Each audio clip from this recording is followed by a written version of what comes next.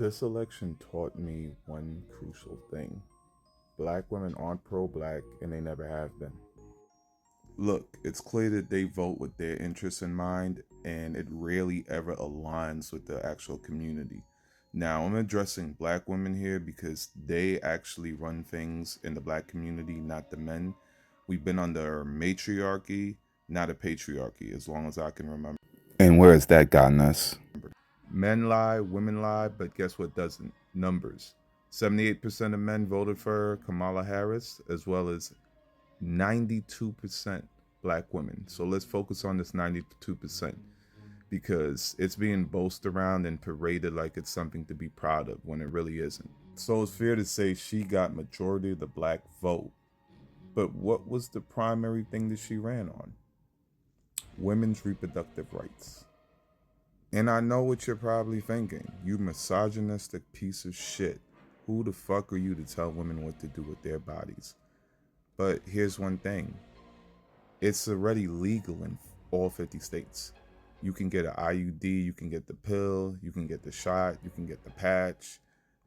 As you can see, women already have multiple forms of birth control and ways to prevent unwanted pregnancies. So what's the crying really about here? They don't want to close those legs, right? The message that's being driven home is that women aren't adults and they're irresponsible. Look, we tell men to be adults when they shoot up in y'all and they don't want to face the consequences of their actions. So what are the consequences of a woman's action? Where do we draw the line? Now, this is in no particular order, but one of the most disrespectful things you could do to a black woman is date outside the culture. Do you remember this, brother? Now, what happened to Jonathan Majors was damn near criminal. But you know what was worse? The way black women treated him solely because he didn't pick a sister. Do y'all remember that? A black man wasn't good enough to be her husband, yet y'all champion her and parade her around like she's the next great black hope. Where's the outrage for her dating outside the culture? Or that rage only extends to black men? Her home isn't even black. So what are we talking about here? What's the outrage about?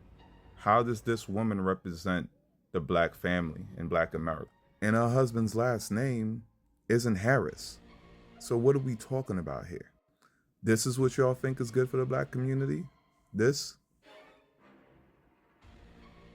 In conclusion, this 92 is nothing more than another version of the feminist movement, which has hijacked the black community once again. I mean, for God's sakes, a woman almost became president of the United States of America. Do you really think this country is sexist? I've heard things about Latino men are sexist. What is the president of Mexico? The Mexican president is a woman. Latino men are not sexist. Black men are not sexist. We've always supported our women, but sad enough, our women don't support us. Unless what y'all really trying to say is that y'all really are just for tokenism. Y'all want a woman to be president just because it's a woman.